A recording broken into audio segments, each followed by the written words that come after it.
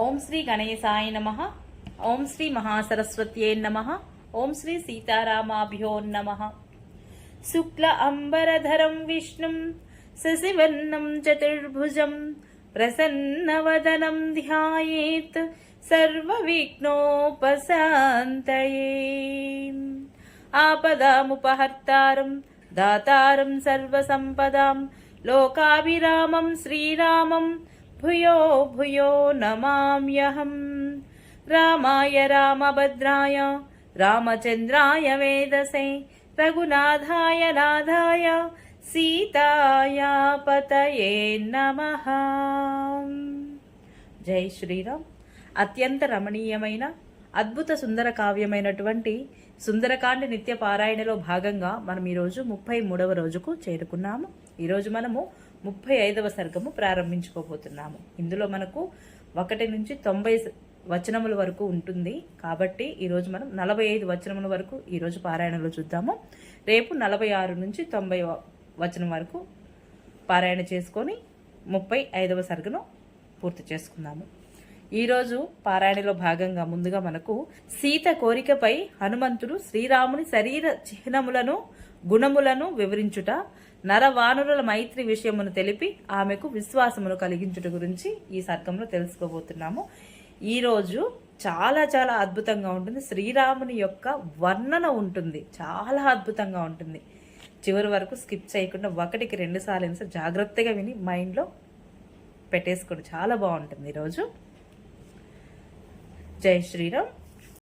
సీతాదేవి వానర శ్రేష్ఠుడైన హనుమంతుని ద్వారా శ్రీరామ గాథను విని అతనిపై కనికరము చూపుచు మధుర వచనములను ఇట్లు పలికెను. నీకు శ్రీరామునితో పరిచయము ఎట్లు ఏర్పడినది? లక్ష్మణుడిని ఏ విధముగా నీవు ఎరుగుదువు? నరవానరుల యొక్క సమాగమము జరిగిన తీరేమిటి? ఓ వానరోత్తమ, రామ లక్ష్మణుల యొక్క చిహ్నములు ఎట్టివి? వాటిని పూర్తిగా వివరింపుము. వాటిని వినుట వలన నా శోకము తొలుకును అని సీతాదేవి పలుకుతుంది. అప్పుడు హనుమంతుడు రామ లక్ష్మణుల యొక్క అవయముల పొందిక గురించి కూడా చెప్పు. వారి ఆకారములు ఎట్టివి? ఊరువులు బాహువులు ఎలాంటివి? నాకు వివరింపము అని సీతాదేవి అడుగగా వాయుసుతుడైన హనుమంతుడు శ్రీరాముని యొక్క రూపరేఖాలావణ్యములను యథాతథముగా వివరించుటకు ఉపక్రమించెను. కమలపత్రము వంటి కన్నులు గల ఓ సీతాదేవి, నీ భర్త అయిన రాముని యొక్క మరిది అయిన లక్ష్మణుడి యొక్క అవయవ సౌభాగ్యములను నీవు ఎరుగుదువు. అయినను నీవు నన్ను అడుగుట వలన నా అదృష్టము రెట్టింపైనది. చాలా సంతోషము. ఓ విశాలాక్షి, శ్రీరాముని చిహ్నములను లక్ష్మణుడి యొక్క లక్షణములను నాకు తెలిసినంత వరకును వివరించెదను, వినుము. ఓ జానకీదేవి, శ్రీరాముడు కమలపత్రము వంటి కన్నులు గలవాడు. తన నిరుపమాన కాంతిచే సమస్త ప్రాణులకును ఆనందమును గూర్చువాడు. పుట్టుకతోనే అతడు చక్కని దేహ సౌందర్యమును గుణ సంపదను గలవాడు. అతడు తేజస్సున సూర్యుని వంటివాడు. సహనమునందు భూదేవితో సమానుడు. బుద్ధి అందు బృహస్పతి, యశస్సుచే దేవేంద్రుడు.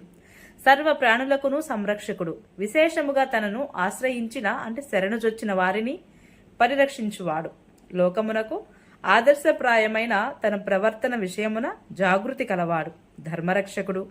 శత్రువులను రూపుమాపువాడు. ఓ సీతాదేవి, అతడు 4 వర్ణముల వారిని రక్షించువాడు. లోక మర్యాదులను తాను పాటించుచు ఇతరులచే పాటింపజేయువాడు. కాంతిమంతుడు. సర్వలోకములకును అత్యంత పూజ్యుడు. బ్రహ్మచర్య వ్రతమును పాటించువాడు. సత్పురుషులు అనర్చిన ఉపకార్యములను మరువని వ్యవహార జ్ఞాన సంపన్నుడు. లోక కళ్యాణమునకై కర్మలను ఆచరించువాడు. ఇతరులచే ఆచరింపజేయువాడు కూడా. రాజవిద్యాకుశలుడు. బ్రాహ్మణులను ఆదరించువాడు. సర్వ విద్యా పారంగతుడు. సదాచార సంపన్నుడు. వినయశోభితుడు. శత్రుభయంకరుడు. రాముడు యజుర్వేదమునందు పారంగతుడు. ధనుర్వేదమునందు ఋక్సామెదుర్వేదముల యందును శిక్షాది వేదాంగముల యందును నిష్ణాతుడు.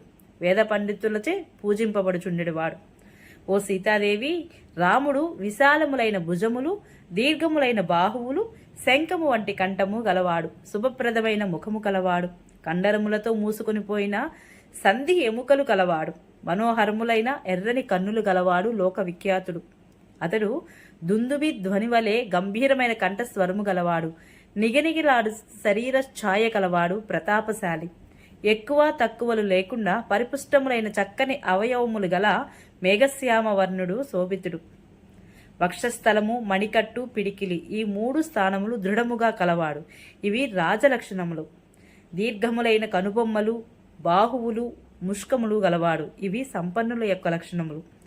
తల వెంట్రుకలు, ముష్కములు, మోకాళ్ళు ఈ 3ను సమ ప్రమాణమున గలవాడు. ఇవి కూడా రాజలక్షణములు. ఉన్నతమైన నాభి, కుక్షి, వక్షస్థలము గలవాడు. కుక్షి అంటే పొట్ట అన్నమాట. ఇవి కూడా రాజలక్షణములే. ఎర్రని నేత్రాంతములు, నఖములు, అరచేతులు, అరికాళ్ళు గలవాడు. ఇవి సుఖపురుషుని యొక్క లక్షణములు. నునుపైన పాదరేఖలు, కేశములు, లింగమణియు కలవాడు. ఇవి భాగ్యవంతుని యొక్క లక్షణములు. ఆయన కంఠస్వరము, నడక, నాభి గంభీరములైనవి. ఇవి ప్రశంసాపాత్రుని యొక్క లక్షణములు. శ్రీరాముని ఉదరముపై లేక కంఠమునందు త్రిరేఖలు గలవారు అంటే 3 మడతలు కలవాడు. స్తనములు, స్తనాగ్రములు, పాదరేఖలు నిమ్నముగా నుండువాడు. ఆయన కంఠము, లింగము, వీపు, పిక్కలు హ్రస్వములుగా నుండును. ఇవి పూజ్యుని యొక్క లక్షణములు. శిరస్సుపై 3 సుడులు గలవాడు. ఇవి మహారాజ లక్షణములు. 4 వేదములను సూచించు రేఖలు గలవాడు. అనగా బొటని వేలి మొదటను, నొసటి పైనను, అరచేతులలోను, అరికాళ్లలోను 4 రేఖలు గలవు. ఇవి వేద పారంగతుని యొక్క లక్షణములు. లలాట, పాద, పాణి తలముల యందు 4 రేఖలు గలవాడు. ఇవి ఆయుర్దాయమును, మహారాజ లక్షణమును కూడా సూచించును. అతడు 96 అంగుళములు అంటే 4 మూరలు ఎత్తైనవాడు. దేవతా సమానుడు. ఇవి దివ్య పురుషుని యొక్క లక్షణములు. ఆయన బాహువులు, మోకాళ్ళు, ఊరువులు, పిక్కలు అనునవి 4 కూడా హెచ్చు తగ్గులు లేకుండా సమానముగా నుండేవాడు. 14 జతలు అనగా కనుబొమ్మలు, నాసికా పుటములు, నేత్రములు, చెవులు, పెదవులు, స్తనాగ్రములు, మోచేతులు, మణికట్టులు, మోకాళ్ళు, ముష్కములు, పిరుదులు, చేతులు, పాదములు, పిరుదులపై ఎత్తైన కండరములు సమ ప్రమాణములో గలవాడు. ఇవి రాజు యొక్క లక్షణములు. అతడు 4 దంస్ట్రలు అంటే సూది వలె మొన తేలిన దంతములని దంస్ట్రులు అంటారనమాట. 4 దంస్ట్రలు కలవాడు.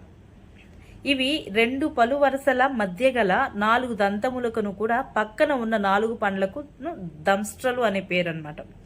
4 మృగములు అంటే సింహము, పెద్ద పులి, ఏనుగు, వృషభము వంటి నడక గలవాడు.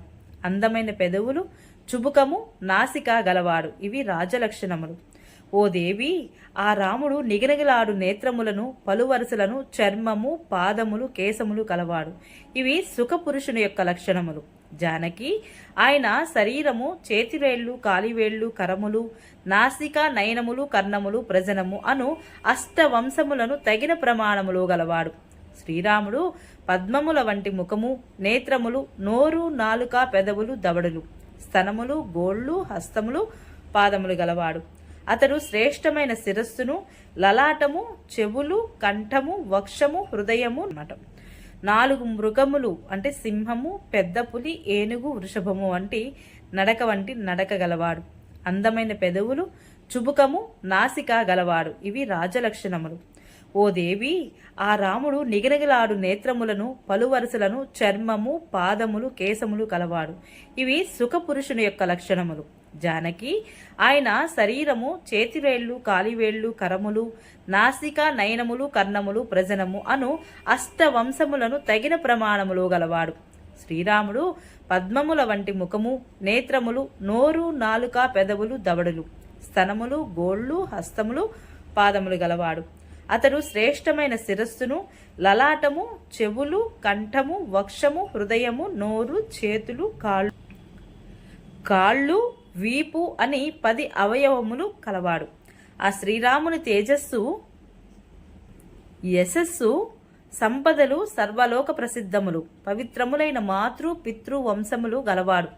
మరియు స్వచ్ఛములైన దంతములు, నేత్రములు కలవాడు. చంకలు, ఉదరము, వక్షస్థలము, నాసిక, భుజములు, లలాటము అను ఉన్నతములైన 6 అంగములు కలవాడు. సూక్ష్మములైన వేళ్ల కణుపులు, వెంట్రుకలు, రోమములు, గోళ్ళు, చర్మము, లింగము, మీసము, దృష్టి, బుద్ధి కలవాడు. పూర్ణాహ్నము, మధ్యాహ్నము, అపరాహ్నము అను త్రికాలముల యందును ధర్మార్థకామములను ఆచరించువాడు. ఆ శ్రీరాముడు సకల ఐశ్వర్య సంపన్నుడు. సత్యభాషణమునందు, ధర్మాచరణమునందు నిరతుడు. ధర్మ మార్గమున ధనమును ఆర్జించి పాత్రులకు దానము చేయువాడు, దేశకాలములకు అనువుగా ప్రవర్తించువాడు, అందరితోనూ ప్రియముగా మాట్లాడేటివాడు. శ్రీరాముని సోదరుడైన లక్ష్మణుడు ఇద్దరు తల్లుల అంటే కౌసల్య సుమిత్రులకు ముద్దుల కొడుకు. అతడు అనురాగము చేతను రూపగుణముల చేతను పూర్తిగా రాముని వంటివాడే. అతడు సాటిలేని వీరుడు. వాసికెక్కిన శ్రీరాముడు మేఘశ్యాముడు, లక్ష్మణుడేమో బంగారు వన్నె కలవాడు. ఆ పురుష శ్రేష్ఠులు ఇద్దరును నిన్ను చూడవలనని కుతూహలపడుచున్నారు. ఆ సోదరులిద్దరును నిన్నే వెదగుచు భూతలమునందు అంతటను గాలించుచు నేల 4 చెరగుల ఎందును తిరుగుతూ మా సమీపమునకు వచ్చిరి. వానర రాజైన సుగ్రీవుడు తన అన్నగారైన వాలిచే రాజ్య బహిష్కృతుడై అతనిని భయపడి దట్టమైన చెట్లు గల ఋష్యముఖ పర్వతముపై నివసించుచుండెను. ప్రియదర్శనుడైన ఆ సుగ్రీవుని రామలక్ష్మణులు అచట చూచితిరి. అగ్రజుడైన వాలిచే రాజ్యభ్రష్టుడైనను సత్యప్రతిజ్ఞుడైనటువంటి వానర ప్రభువైన సుగ్రీవుడిని మేము సేవించుచున్నాము. అనంతరము నారచీరలను ధరించిన వారును ధనుర్బాణములను చేతనబట్టిన వారును నరశ్రేష్ఠులు అగు రామలక్ష్మణులు ఇద్దరు కూడా ఆ రమ్యమైన ఋష్యముఖ పర్వత ప్రాంతమునకు చేరిరి. ధనుర్ధారులైన ఆ నరవరులను ఆ కపీంద్రుడు చూచెను. వారిని చూచి సుగ్రీవుడు భయకంపితుడై ఒక్క గంతులో పర్వత శిఖరమును చేరి అచ్చటనే నిలబడెను. పిమ్మట వెంటనే వారి కడకు నన్ను పంపెను.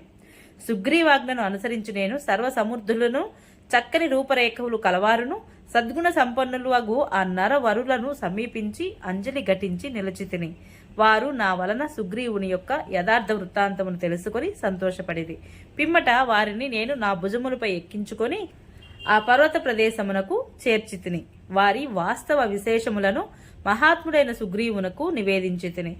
ఆ రామ సుగ్రీవులు ఇరువురును అమరికలు లేకుండా మాట్లాడుకొనుట వలన వారి మధ్య దృఢ స్నేహము ఏర్పడెను. పిదప ఆ వానర నర ప్రముఖులు దృఢమైన ప్రేమాదరములతో తమ తమ పూర్వ వృత్తాంతములు తెలుపుకొని పరస్పరము ఊరటను పొందిరి. అనంతరము మిక్కిలి తేజస్శాలి అయిన అన్నయగు వాలిచే స్త్రీ నిమిత్తముగా వెళ్లగొట్టబడిన సుగ్రీవుడిని శ్రీరాముడు ఓదార్చెను. తదుపరి ఎట్టి దుష్కర్ములైన కార్యములనైనను అవలీలగా సాధించు రామునకు నీ ఎడబాటు వలన కలిగిన శోకమును గూర్చి లక్ష్మణుడు సుగ్రీవునకు పూర్తిగా వివరించెను. లక్ష్మణుడు తెలిపిన విషయములను ఎరింగినవాడై ఆ సుగ్రీవుడు గ్రహగ్రస్తుడైన సూర్యుని వలె మిక్కిలి కాంతి విహీనుడాయెను. రావణుడు నిన్ను అపహరించుకొని పోవునప్పుడు నీవు నీ శరీరముపై శోభిల్లుచున్న ఆభరణములను భూమిపై పడవేసితివి.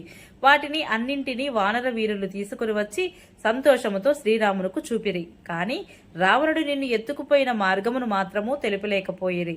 లోగడ ఆభరణములను ధ్వనింపజేయుచు కిందపడినప్పుడు వాటిని నేనే సేకరించి సుగ్రీవునకు అప్పగించితిని. ఆ నగలను సుగ్రీవుడు శ్రీరామునకు సమర్పించెను. వాటిని చూచిన వెంటనే శ్రీరాముడు స్పృహను కోల్పోయెను. సుందరములైన నీ ఆభరణములను దివ్యస్వరూపుడైన శ్రీరాముడు తన యొడిలో నుంచుకొని పరిపరి విధములుగా పరితపింపసాగెను. రాముడు వాటిని పదే పదే చూచుచు రోధించుచుండెను. ఈ విధముగా అవి ఆయన శోకాగ్నిని ప్రజ్వలింపచేయుచుండెను. ఆ మహాత్ముడు మిక్కిలి దుఃఖముతో చాలాసేపు నేలపై స్పృహలేక పడియుండెను. అప్పుడు నేను పెక్కు స్వాంతన వచనములతో అతి కష్టము మీద ఆయనను లేవదీసి కూర్చుండబెట్టితిని. మహాబాహువైన శ్రీరాముడు లక్ష్మణ సహితుడై ఆ నగలను చూచి పదే పదే పక్కన ఉన్న వారికి చూపించుచు సుగ్రీవుని చేతులలో పెట్టెను. ఓ పూజ్యురాల, నీవు కనపడకపోవుటచే ఆ శ్రీరాముడు నిత్యము ప్రజ్వలించుచున్న మహాగ్ని చేత అగ్నిపర్వతము వలె తప్పించుచున్నాడు అని హనుమంతుడు పలికెను. మిగిలినది రేపు పారాయణలో చూద్దాము. ఈ వీడియో మీకు నచ్చినట్లయితే please subscribe my channel, like, share, comment please. Thank you.